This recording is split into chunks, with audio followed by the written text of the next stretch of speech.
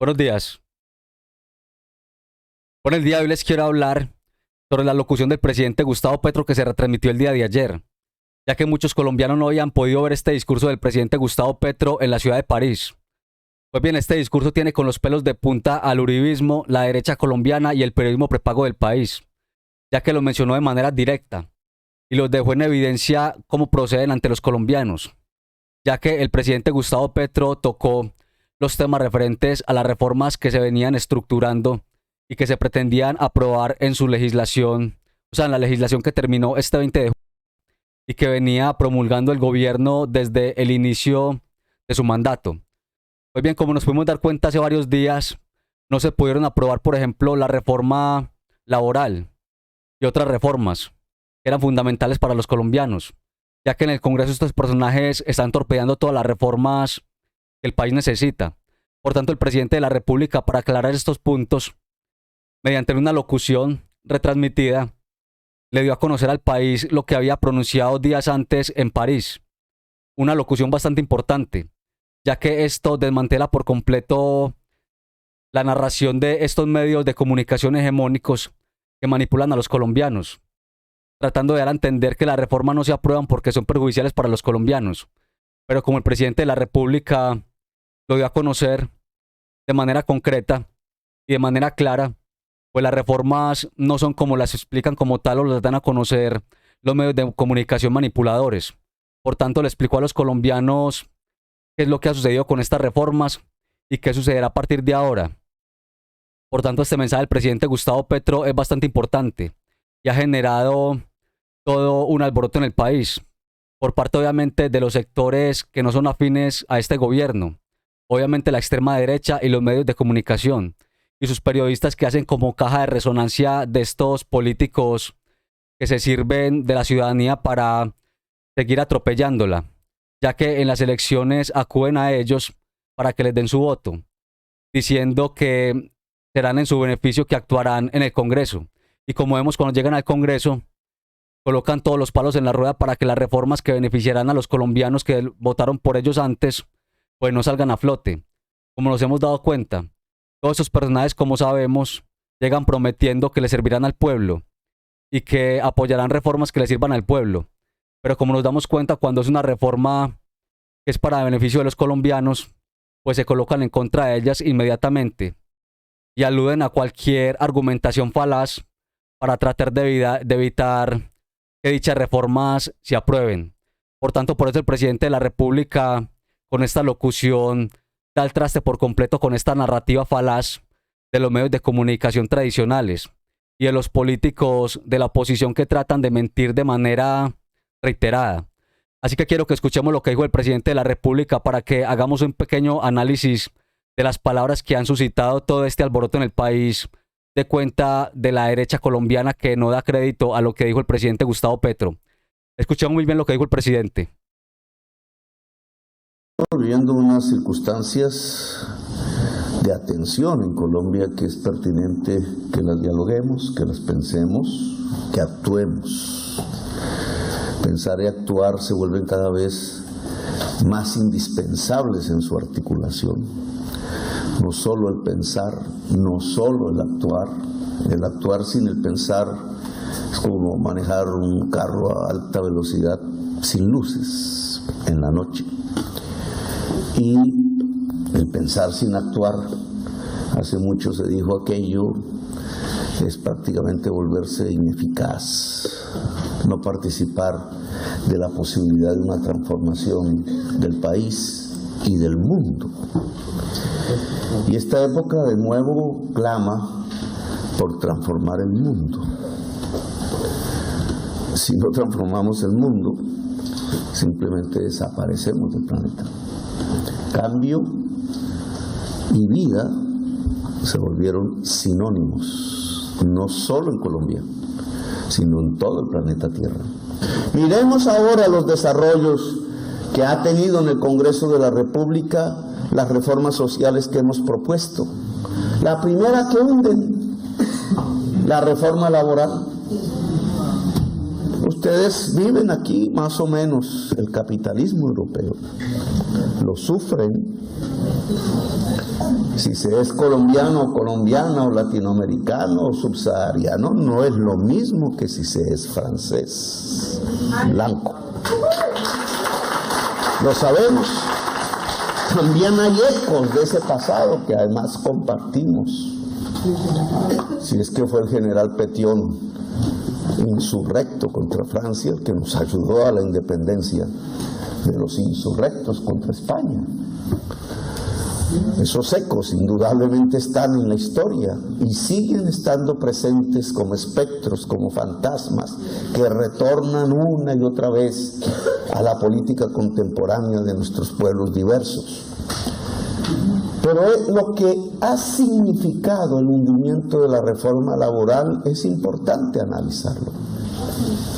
¿Qué pretendía el gobierno? ¿El comunismo? Si hubiéramos pretendido el comunismo, lo primero que hubiera tocado hacer era, y esa es una discusión muy interesante hacia el futuro, que los medios de producción de Colombia no le pertenecieran a los actuales propietarios de los medios de producción, que fueran comunes. Eso no ha aparecido todavía en la historia contemporánea, porque nadie pretendió que el comunismo podía existir en este momento de la humanidad. Pero dicen que somos comunistas y que estamos construyendo un comunismo en Colombia, las voces de la extrema derecha. ¿Por qué? Porque hay una persona negra de vicepresidente. Según eso, toda África debe ser comunista. ¿Por qué? Pues les parece absolutamente desleznable que personas que consideraban inferiores, sin serlo, por esa mentalidad absolutamente atrasada y anacrónica, premoderna, que se deriva de la esclavitud en Colombia, que consideraban que no era posible que una persona de esas capas, y me incluían a mí, no, era una excepción, pudiéramos gobernar a Colombia. Colombia solo era para ellos. Solo era para esa élite, los descendientes de los esclavistas, los que nos han condenado a la violencia y a la desigualdad, los que se han atrevido a decirle a toda la sociedad que eso que ellos representan, que es la máxima desigualdad social y la máxima de las exclusiones y que nos ha llevado a esta violencia de generaciones, es lo normal en el mundo, y así engañan al pueblo.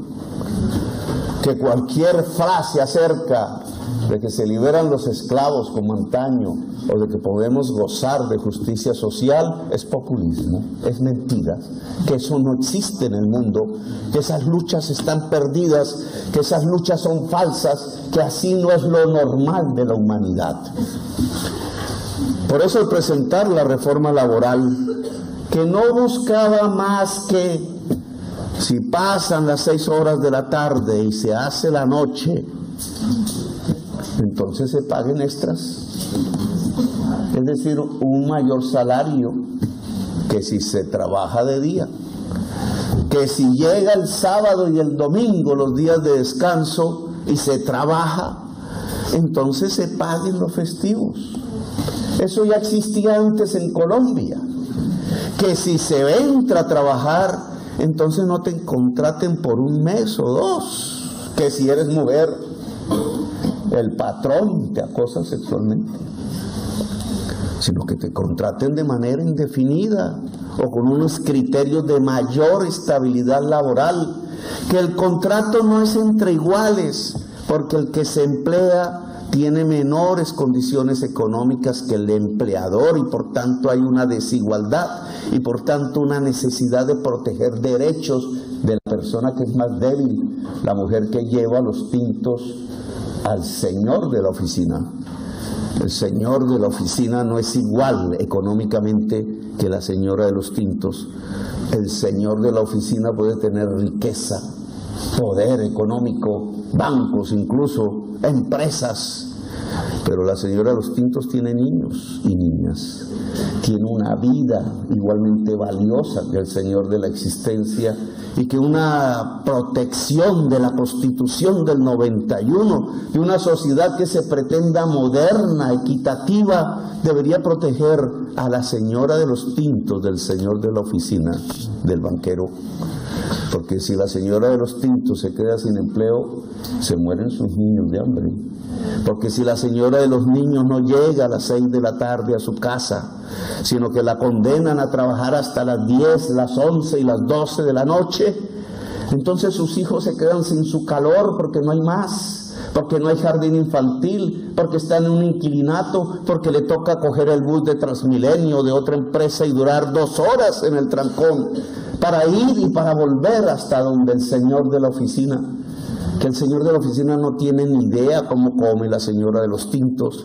Y si pretende entonces insinuar y volver realidad en la legislación que la señora de los tintos no tiene derecho, que si trabaja el domingo no debe tener extras, que si trabaja más allá de las 8 horas no debe tener extras, que si se le da la gana porque le cayó mal, entonces la puede echar en el mes siguiente como si no fuera un ser humano, como si ni siquiera fuese un animal, como si todavía estuviésemos en los tiempos del cepo y de la cadena, en los tiempos de la esclavitud. Y juntaron el Congreso. No fueron capaces de darle un solo debate de ideas sobre por qué proteger a la señora de los tintos, a la enfermera, a la mujer trabajador, al hombre que pone ladrillos, al hombre que pone los vidrios de los edificios, al hombre que pone las palancas, a la mujer que cuida. ¿Por qué protegerlos laboralmente era un pecado en la sociedad colombiana? Que disminuye el empleo, dijeron. Nosotros tenemos desempleados el 60% de la población global que quiere participar del trabajo. 50 de ese 60% están en el rebusque. Jamás el capitalismo de Colombia ha crecido lo suficiente como si en Francia, por ejemplo, para que la mayor parte de la población sea asalariada. Nunca. Lo único que han hecho es tener salarios bajos, modificar las condiciones laborales para deteriorar cada vez las condiciones de dignidad del trabajador y de la trabajadora, cada vez menos.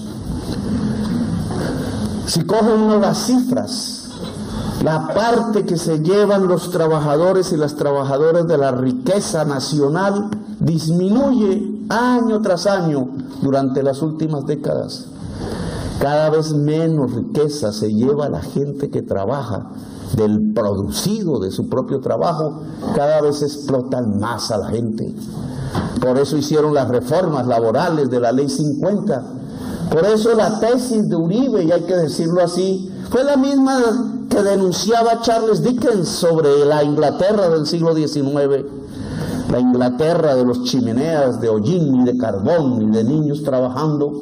La Inglaterra donde hubo que hacer la primera huelga en el mundo para que la jornada laboral no fuese de 12 horas ni de 16, sino de 10. Volver a ese mundo es lo que quieren en Colombia, cuando el capitalismo mundial sabe hoy a ciencia cierta que ese mundo no construye ganancias sostenibles ni duraderas. Una premodernidad, diría yo, creer que extendiendo la jornada se hacen más ganancias, explotando más, volviendo a la época del cepo y la cadena. Aquí ya hay países con 35 horas de jornada laboral en la semana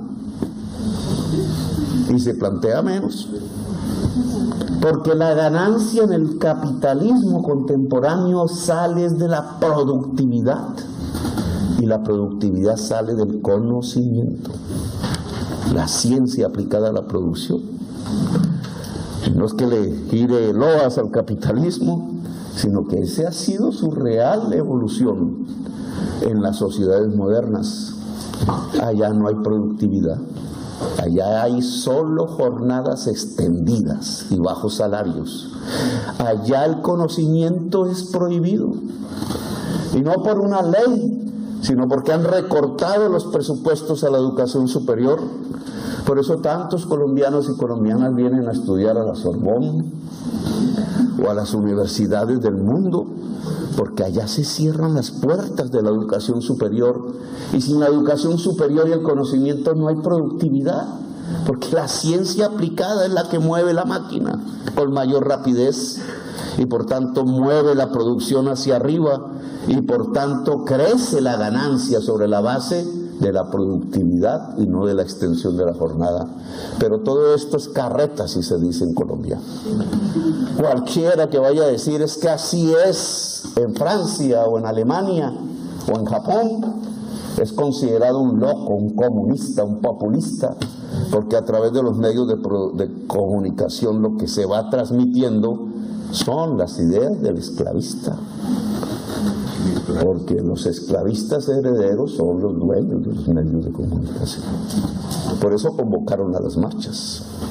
Y no salió el obrero, no salió la obrera, no salió la señora de los tintos, no salió la enfermera, no salió el hombre que pega los ladrillos o pone los vidrios de las ventanas. Salió una clase media alta arribista a decir: fuera Petro, no queremos sus ideas, exacto como salieron en 1851, con armas en la mano, a decir que no querían que se les quitara la propiedad privada que eran los seres humanos, a los cuales llamaban esclavos. No ha cambiado mucho, pero si queremos un cambio en Colombia, no es por lo que votaron por mí las mayorías. Si queremos la paz en Colombia, si queremos la construcción de una nación democrática, si queremos que esas gentes que andan en las armas metidas en el narcotráfico cesen, si queremos una reconstrucción por la vía de la ciencia, del conocimiento, de la producción, del incremento de la productividad de nuestra propia sociedad, pues tenemos que construir justicia social. No entiendo el empresario que se va a reunirse con el ELN a decir que está de acuerdo con que se haga un acuerdo nacional y después va al Congreso a decirle a los congresistas que no le dé estabilidad laboral a los trabajadores. ¿De qué pacto social habla? ¿Cuál es entonces la concepción de la paz? ¿Creer que el pueblo se arrodilla? ¿Creer que el pueblo se rinde? ¿Creer que el pueblo se puede tratar a latigazos de nuevo y disparar gases lacrimógenos a los ojos para ver si se aplaca la protesta? ¿O somos capaces de hacer un pacto social o tenemos que sumergirnos en la violencia? Nuestro gobierno lo que pide es un pacto social. No estamos hablando de destruir el capitalismo nacional, estamos hablando incluso de desarrollarlo. Por eso hablamos de universidad pública y productividad, por eso hablamos de protegernos del comercio exterior para defender confecciones, por eso hablamos de extender la universidad pública, por eso hablamos de hacer una reforma agraria para que la tierra produzca la comida y no quede fértil, incultivada en manos de una clase de personas que provino en el fondo del narcotráfico y de la violencia. Por eso queremos los campos cultivados de alimentos en Colombia, porque esa es la base de la industrialización. Por eso nos planteamos la tesis de industrializar a Colombia, porque esa es la base de una sociedad moderna con nuevos problemas, claro. Cuando venimos aquí a discutir la crisis climática, estamos hablando exactamente de los problemas contemporáneos del capital y del capitalismo, pero es que allá estamos atrás. Y si queremos salir de la violencia, que es la principal tarea democrática, entonces tenemos que hablar de construir justicia social. No se puede hablar de paz en un lado ante unos guerrilleros esperando que dejen las armas y después ir a hablar ante unos congresistas a pedir que le den latigazos al pueblo trabajador, porque entonces habrá más guerrilleros y nuestra violencia no cesará y habrá más y más y décadas de más y más violencias como la que ya hemos vivido nosotros nuestros padres, nuestros abuelos, porque nos hemos vuelto incapaces de construir otro camino, que es el de la justicia social, que para un dueño de capital es más poderoso que el camino de la sobreexplotación. Hacerle entender que ganaría mucho más si el conjunto de la sociedad es más rica, como sucede en Francia, como sucede en Alemania o los Estados Unidos. Entre más rica la sociedad, más poderoso el empresario. Entre más pobre la sociedad, más pobre es el empresario. Pongan los empresarios de Colombia en el jet set del capitalismo mundial y padecen de envidia. Se dan cuenta que no son ricos, que su riqueza solo nace de manipular el Estado y el dinero público.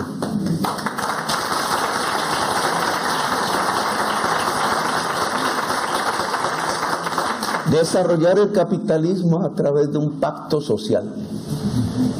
Eso fue lo que propuso Europa después de Hitler. Eso se hizo aquí. Ustedes, los franceses, se hubieran podido matar a la salida de los nazis entre sí. Guerrilleros franceses, que los había ahí por montones.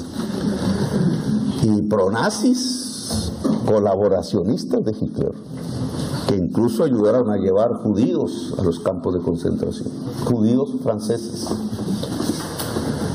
Ahí vi la película de Marcel Marceau, hermosa, mostrando ese escenario de los judíos franceses en aquella época. Pero no se mataron entre sí. ¿Qué hicieron para no matarse entre sí en medio de esa polarización real, armada, de la división profunda de una nación invadida por Hitler? Resistida por unos, colaborada por otros. No se mataron entre sí porque hicieron un pacto. Y el pacto que hicieron se llamó estado de bienestar. Léase justicia social. Dentro de un capitalismo que se desarrolló con ayuda de los gringos. Como quieran, fue la historia. Pero el camino del estado de bienestar fue que los trabajadores y trabajadoras de Francia tuvieron un mejor vivir y tuvieron una universidad, y esta es uno de los ejemplos. Y estas universidades se abrieron para los hijos de los trabajadores, ¿o no? Al punto que se insurreccionaron allá en el 68. Se abrieron las posibilidades de la pensión, de la salud, de vivir relativamente bien. Ese fue el mundo del estado de bienestar europeo. Fue así como se construyó una unidad nacional que les ha permitido sobrevivir hasta la fecha, y hasta han llegado a hablar los antiguos enemigos de unirse. Han construido la paz. Hitler invadiendo París hace unas décadas, y hoy Scholz y Macron se abrazan. Y se abraza el muchacho alemán y la muchacha francesa y viceversa. Y cruzan, y conocen el mundo. El amor aparece entre los pueblos. Este es otro mundo, y este mundo de paz, ¿cómo se forjó? De paz hasta hace poco. ¿Cómo se forjó? Si no fue a través de un pacto social. Pues eso es lo que queremos en Colombia. Dentro de 40 años habrán otros problemas. Pero lo que queremos hoy en Colombia es construir la paz a través de un pacto social, y eso significa, entre varias cosas, estabilidad del pueblo trabajador, mejores condiciones laborales. Significa salud. Está trancada la reforma de la salud en la Cámara de Representantes, en la plenaria, diciendo que queremos acabar la salud de Colombia. Estamos en el 81 puesto entre los países en calidad en la salud. No nos fue bien cuando llegó el COVID, que fue el gran escenario, llamémoslo así, amplificador, lamentable en todo el mundo, para medir los sistemas de salud que tenemos. No le fue bien a Estados Unidos por tener su salud privatizada, ni a Brasil. No fue bien a nosotros si queremos reconocer las realidades. El hecho simple de tener vacunas que teníamos que implorar para que nos dieran y que primero tenían que copar las geografías de los países ricos y nosotros esperar mientras nos moríamos hasta que llegaba el remanente. La vacuna ha vuelto una mercancía. Indudablemente no nos fue bien y supimos como una campana lo que puede venir si la crisis climática arrecia y nos trae más y más virus, más y más enfermedad. El mundo se ha reunido a evaluar sus experiencias de salud. Y lo que ha dicho la Organización Mundial de la Salud es: tenemos que hacer un énfasis en la salud preventiva, en que exista el agua potable y la buena alimentación y el mejor aire, en que el médico pueda ver al paciente antes de que se enferme. Prevenir es mejor que curar, dice mi abuela. Y esa es una frase absolutamente sabia. Prevenir significa llevar los médicos donde están los campesinos, las médicas, donde está la niñez indígena, allá al Chocó, allá en el territorio alejado, en los barrios populares de Bogotá, donde se incuba la enfermedad y se puede detectar antes de que sea mortal. Prevenir sale más barato como sistema de salud, y a ese sistema de salud que está en Inglaterra, que está en la Italia, que está en el Canadá, que quizás está en Francia, que está en España, yo mismo lo verifiqué, que están los países del capitalismo desarrollado. Allá en Colombia le dicen que es comunismo, que destruye la salud. ¿Cómo va a destruir la salud el que podamos pagarle una médica para que mire a los niños guayú que mueren de hambre? De hambre no por la comida física y sólida, sino por la mala calidad del agua. ¿Cómo nos van a decir que es un mal sistema de salud cubrir todo el territorio nacional con equipos médicos pagados por el Estado para que verifiquen que no aparezca la enfermedad, o cuando aparezca se le pueda curar con más facilidad al paciente, al enfermo, a la enferma? ¿Cómo nos pueden decir que es un mal sistema de salud evitar que el dinero público, que es de todas y todos los colombianos, llegue a fortalecer el hospital y el puesto de salud y no se quede en manos de un personaje que lo dedica a comprar aviones particulares para comer con sus novias en Miami? ¿Qué es lo que ha pasado en Colombia? El dinero público no es de él. Si fuera el dinero de él, ¿qué nos importa? Buena suerte. Envidia hasta puede darle a uno. Pero no, es el dinero de los colombianos y las colombianas, y quieren al hospital. 110 de las 130 o 35 entidades intermediarias privadas, algunas en manos de políticos mafiosos, muchas en manos de paramilitares asesinos, recogieron los dineros de la salud y en vez de llevárselo a los hospitales como intermediarios que eran, los metieron a comprar armas para matar al pueblo. Los dineros de la salud para comprar armas para matar al pueblo. O se los llevaron al bolsillo simplemente para los jets particulares y los campos de golf que construyeron, para enriquecerse en medio de la codicia sin que ni un solo peso de lo que se robaban fuera de ellos, por definición era del pueblo. Y dejaron sin hospitales media Colombia. La Colombia pobre la dejaron sin la atención de salud, y los barrios populares de las grandes ciudades, los hospitales buenos, privados, chéveres, quedaron donde están los cajeros automáticos donde se saca el dinero.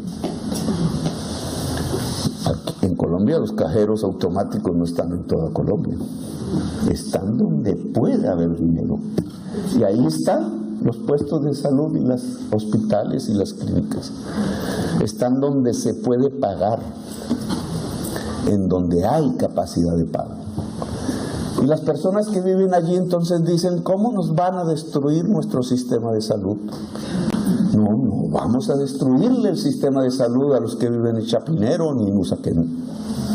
Pero tienen que entender que eso que viven en Chapinero y en Usaquén no existe, pero ni de sueños, en el Chocó, o en la Guajira, o en los antiguos territorios nacionales, o en el Putumayo, o en el barrio popular Ciudad Bolívar, o en Usme. Eso no existe.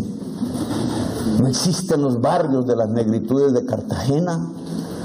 No existe en las comunidades indígenas, en los pueblos y en los barrios de los obreros y de las obreras. No existe. Porque no podemos llevarlo también allí. ¿Quién dijo que eso es un mal modelo de salud? El que lo mismo que pueda tener el vecino y la vecina de Chapinero, yo viví en Chapinero, no lo pueda tener el vecino y la vecina del Chocó, o del Cauca, o del Cabildo, o de los Guayú, o de la Sierra Nevada, o de mi propia tierra, el departamento de Córdoba. ¿Por qué no? Si eso nos construye justicia social y eso es paz. ¿Por qué dicen que es malo? Porque no lo aprueban en el Congreso. ¿Por qué le da tanto al congresista votar? Porque la señora de los tintos tenga estabilidad laboral, o porque un médico o una médica pueda llegar a donde está el campesino o la campesina de los Montes de María en Sucre. ¿Por qué? Porque el campesino de los Montes de María y la señora de los tintos no puede financiar su campaña. Porque cree que su labor de parlamentario no es atender el interés de los hijos de la señora de los tintos, sino que solo su actividad parlamentaria debe escuchar la voz del dueño de los bancos, que es el mismo dueño de los medios de comunicación. ¿Dónde está el interés general? ¿En el dueño del banco? ¿En el codicioso del dinero? ¿O en el pueblo trabajador? Yo les diría al Congreso de Colombia, si quiere de verdad construir la paz de Colombia, debe ponerle primera atención al pueblo trabajador de Colombia. ¿Y qué decir de las pensiones? Y finalizo un poquito con eso. Aquí ustedes ven el sistema pensional. Millones de trabajadores franceses y trabajadoras saliendo a las calles porque les van a elevar su edad para pensionarse. Buen debate en la Europa capitalista. La productividad les permite discutir si el fruto de la productividad se va en las ganancias de los empresarios, los hombres más ricos del mundo, o se va en el tiempo libre del pueblo que ha trabajado.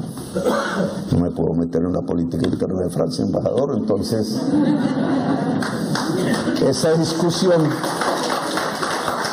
que es social, que es una lucha social y que será de toda Europa, traducida a Colombia, es que no es si se eleva la edad o no, de una productividad que en Colombia no existe, sino si una persona se puede pensionar o no.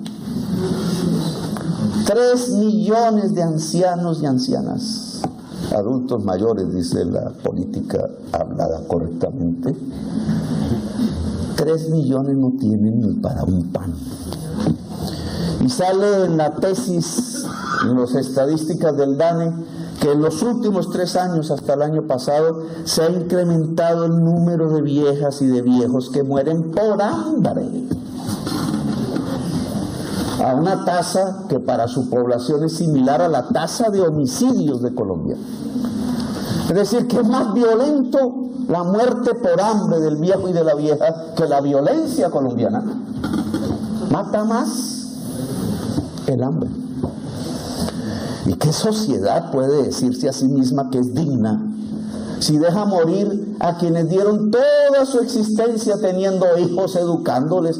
Todas esas mujeres que se sacrificaron en una estufa de carbón, como en aquellas épocas, cocinando el desayuno para que sus hijos fueran a estudiar, y pasa la vida con todas sus circunstancias y termina en la calle muriéndose de hambre, porque la sociedad no fue capaz de crear los mecanismos que le dieran una pensión. Colombia es famosa no solo por Pablo Escobar, que ya deberían es anular ese tipo de proyecciones en la televisión que no hablan de nosotros.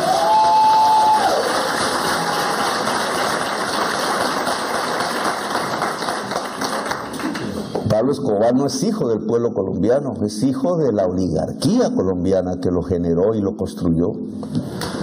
Gabriel García Márquez es el hijo del pueblo colombiano. Y hay una gran diferencia entre García Márquez y Pablo Escobar. Nosotros somos García Marquianos. Fíjense en ustedes, ¿no éramos acaso cafeteros? Siglo XX, el tinto, que no se llama tinto en París, el café, no venía de Colombia antes, no era delicioso. Ahora mezclan todos los cafés y ya no está el gusto. Pero ese café no fue el que construyó la nación colombiana en el siglo XX. Con los dineros de ese café que producían centenares de miles de campesinos pequeños y medianos en las zonas cafeteras del país, no fue que se pagó los salarios de los congresistas durante todo el siglo XX, no fue que se financió el Estado, no fue el que trajo las divisas, con él no fue que construimos la flota mercante gran colombiana que se tiraron, la regalaron, con él no fue que se construyó el banco cafetero que se lo robaron. Con él no fue que se construyó buena parte de la institucionalidad, incluso la violencia y la paz de Colombia en el Frente Nacional. ¿Quiénes trabajaron durante todo el siglo XX entregándole miles de millones de dólares a la sociedad colombiana y al Estado todos los años durante el siglo XX? Muéstrenme un solo pensionado. No hay un solo pensionado campesino cafetero. Los entregaron todo. Le dieron la riqueza a Colombia, hasta las marcas. Muchos vividores vivieron de ese cafetero y se volvieron riquísimos. Pero no hay un campesino que haya sido pensionado. Hoy viejos se mueren de hambre. Están entre los que se mueren de hambre. Y el gobierno propone un proyecto de reforma que cambia la codicia que le dice a los señores propietarios de los fondos privados de pensiones, que son los propietarios de los bancos, que son los propietarios de los medios de comunicación, que hagamos un pacto diferente, que si se disminuye un tanto la ganancia del banquero, un tanto, podemos entregarle a millones de viejos y viejas un bono pensional con el cual poder vivir con una dignidad que no han tenido, un plato de sopa caliente y una cama blanda y un hogar, porque cuando el viejo llega con un dinero a la casa, entonces ahí sí lo miran con amor y se acaba la tristeza, porque el afecto en los últimos años de la vida tiene que ser muy importante. Y por eso es que tantos viejos y viejas de nuestra patria se mueren de tristeza en los parques de nuestros municipios, abandonados ya por la juventud, porque ahí no hay nada que hacer. Y eso entonces es malo. Eso se llama comunismo. ¿Cuál aquí pudiéramos decir en esta sociedad europea deja al viejo y a la vieja en la calle desamparado? Son minoría. Nosotros dejamos a la mayoría en la calle. ¿Cómo una sociedad puede llamarse a sí misma digna si ese es el regalo que le entrega a quienes trabajaron por la nación y el que recibiremos? No el presidente, porque ese sí tiene privilegios. Si las cosas siguen igual, porque cualquier joven que trabaje en Colombia sabe que si esas normas siguen vigentes, cuando él sea un viejo, tampoco tendrá pensión y solo lo esperará la calle y el cemento gris si tiene mala suerte. Entonces, comunistas porque queremos dar un plato de sopa al viejo y a la vieja, o gente que quiere decirle al pueblo colombiano que hay que tener dignidad y que sí tenemos los recursos, no necesitan que nos regalen, no necesitamos de los fondos de cooperación ni franceses, ni alemanes, ni norteamericanos, tenemos nuestra propia capacidad. Solo se necesita menos codicia, solo se necesita mirar más a los demás que a sí mismo, así se mira a sí mismo. Solo se necesita que se amase menos riqueza en manos de tan pocos para que podamos incluir socialmente a la mayoría de la población. Ahora vendrán otras reformas, la de la educación superior, a ver si le llega al muchacho al cual estaban disparando a los ojos, al del barrio popular, a la muchacha, a ver si viviendo en Siloé se puede volver una médica, o si viviendo en Ciudad Bolívar, Bogotá, se puede volver general, si se puede volver científico, poeta, lo que sea dentro de la libertad humana, si puede tener las puertas abiertas. Y vamos a presentar el proyecto de la reforma agraria para ver si es verdad que podemos abrirle las puertas de la tierra fértil al campesino y la campesina, ahora que en tiempos de crisis climática va a ser tan necesario el alimento en el plato de cualquier colombiano. Y veremos qué dice el Congreso. El Congreso tendrá que escoger si se arrodilla ante la codicia de gente que va a tratar mal a los mismos congresistas, o si por fin construye un Congreso admirable que se ponga al servicio, como ordena la Constitución de Colombia, del interés general y por tanto de la justicia social y de la paz. El gobierno del cambio va a invitar a ese Congreso de Colombia a hacer las leyes de la paz, a hacer las leyes de la transformación nacional y democrática, y vamos a invitar al banquero a dialogar con nosotros, a mostrarles cómo es el mundo de la banca. Nos vamos a llevar los banqueros más grandes del mundo a Cartagena, ahora en septiembre, para ver si es posible que se conecten las nuevas discusiones contemporáneas que están llevando el mundo de las finanzas, a ver si se consolida la vida en el planeta y no nos la quitan como un homicidio a través de la crisis climática. Vamos a proponer que la reforma laboral que hundieron sin discutir con técnicas de filibusterismo se vuelva a colocar en discusión de la sociedad colombiana, del banquero, pero también de la señora de los tintos.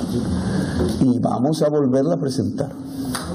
Y vamos a ver de qué lado está el Congreso de la República, si del lado de la violencia, si es del lado de la exclusión, si del lado, como antaño no lo fue, de los esclavistas, o al lado del esclavo, y le libera las cadenas, libera al pueblo colombiano de la violencia, libera al pueblo colombiano de la antidemocracia, nos ayuda a construir la nación que merece toda y todo colombiano, y como dijera un suizo, no fue exactamente un francés, es el producto de un contrato social.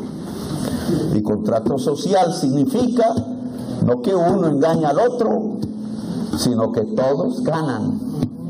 Y todos ganan significa que los que siempre han perdido social y económicamente, las que siempre han perdido, que son la mayoría, las mujeres de Colombia, esta vez puedan ganar. Ese es el nombre de la paz. Así que les agradezco su atención. Ser potencia de la vida, potencia mundial de la vida en tiempos donde la humanidad puede perecer, es una gran responsabilidad. Ser potencia mundial de la vida es hacer crecer la vida en Colombia, la vida de lo demás fuera del ser humano, la naturaleza, y la vida del ser humano en Colombia. El crecimiento de la vida del ser humano depende de la cultura, de las condiciones básicas, de la dignidad de ser libre. Y eso es lo que queremos que en Colombia sea. Colombia, una potencia mundial de la vida.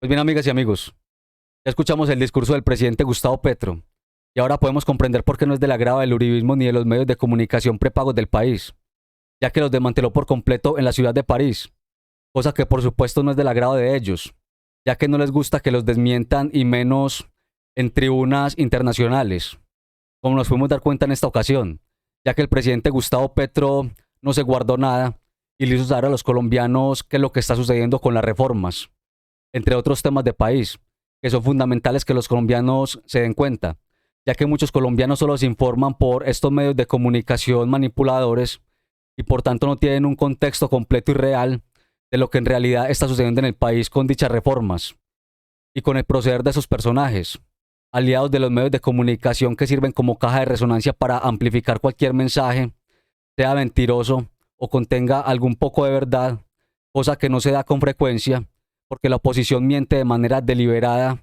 y de manera descarada, de manera permanente. Por tanto, el presidente de la República con esta locución lo que quiso darle a entender al país y hacerle saber es que no, las cosas no son como las pintan.